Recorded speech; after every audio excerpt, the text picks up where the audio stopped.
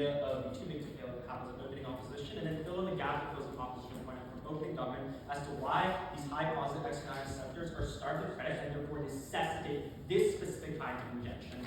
Very clear path for us to take this debate. So firstly, on this too big to fail, I have several problems in this claim.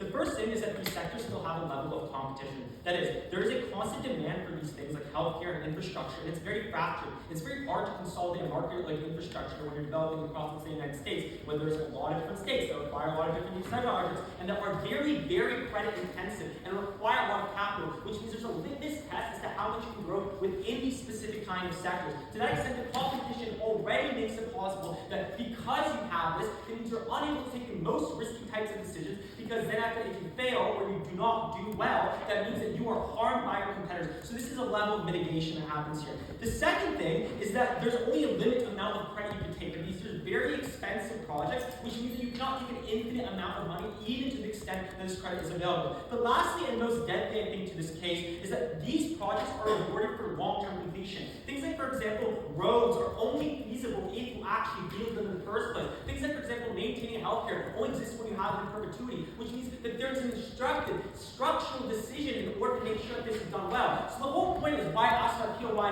what does this look like when you invest in bad things? What does a bad road necessarily look like? What does it look like to invest badly in hiring more workers during a healthcare crisis? It is only when you're doing other kinds of things that are discretionary or not needed by people. For example, I don't know, like clothing, that you get these types of bad investments. But for these kinds of things, I'm very unclear why it happens anyway. So to that extent, I'm not sure why it's the case. But lastly, to flip the too big to fail and put the ultimate nail in the coffin, I think it's worse than this house. Because if there's certain businesses that are already very large and trying to consolidate in these sectors, they benefit by individualized policy because they're the ones that can lobby governments and or get this individualized type of bailout, which means if you make it sector specific, everyone gets access to it and you get the best kind of competition. It's on their side where you allow the capacity for these kinds of consolidations on too big to fail to happen, and these companies have an incentive to do so, and most governments are too weak to shield it. They're screwed. Okay, moving on to our main section.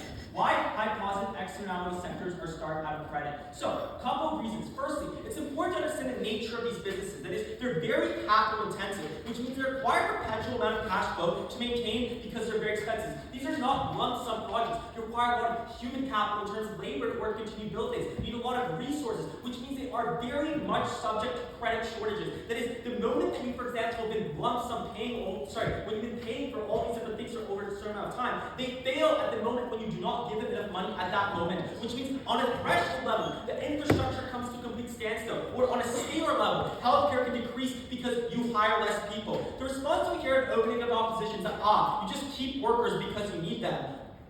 But if you don't have money, ultimately you have to scale down. Ultimately, if you're already debt-laced, you're not capable of hiring more people. So this is non-responsive to our case. And I think this is also very important to point out that the reason why it's very hard for these businesses is because they're already debt-laced, right? Because they're so capital-intensive, they would have already taken a lot of debt in the first place, which means they have a litmus test of how much debt they can actually take after that. Which means, I'll explain to you later, it's going to be very important for them to have credit allocation. Secondly, banks do not provide sufficient credit. And this ultimately pushes a burden of opposition. Because if they do not provide this solvency that opening opposition sets in simple terms, note their analysis is like basically saying alternatives exist. Therefore, if they don't exist, it means this is necessary. Four things here. Firstly, they do not capture the upside of positive externalities. And this is incredibly important because if banks don't see these benefits that are generally beneficial to people, that's the definition of positive externalities, it means that you can get out invested on loan terms to other businesses that might have more private externalities, which equals profit for those businesses that do not return to people and do not provide any social kind of utility, which means structurally they are disadvantaged in getting commercial loans during these types of times,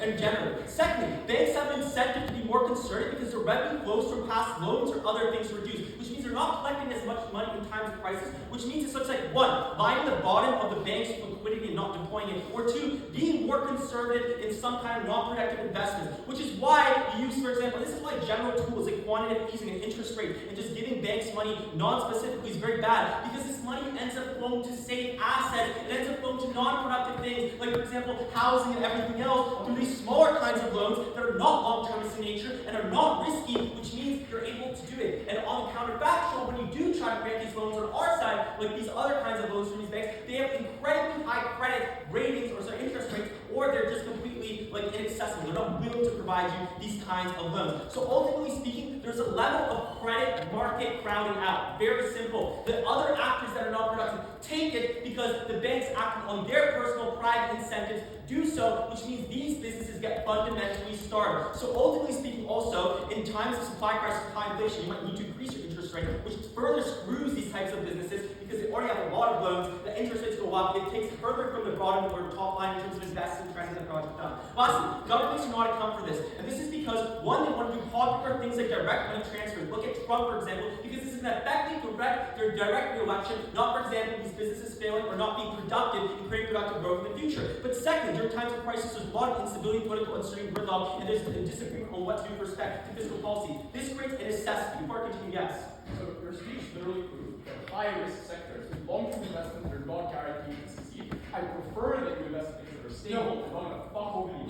No. These are not high risk. They just require time. Everybody needs infrastructure. These are demands that people require. People require healthcare. There's perpetual demand. People need infrastructure and roads, and they depend on these things. This is nonsense. People do not need clothes to like fashion designer clothes. People do not need, like, for example, a new Xbox 360. This is where this is flow, or they just flow into unprotected housing. What is the clear implication of our case then? Firstly, you get vulnerable distress financing, which means you take on worse credit on worse terms that's more likely to capitulate. Second, which means you are paying more interest, you're not taking up as much debt, which means you're not investing or getting rid of all this labor, therefore proving what opening government tried to prove. Secondly, you're less likely to have investment. And lastly, you're going to need to have things like, for example, higher cuts and everything else. And lastly, one quick point, you increase long-term capacity and productivity in order to deal with crises in our set of house. Because it's when you invest in productive assets like roads, it creates massive positive externality and scale effects. If somebody gets sick, that means they're no longer to work and they're no longer as productive, and it creates long-term health consequences. When you build a road, it creates multiplier effects because people are not able to access that in order to do things like, for example,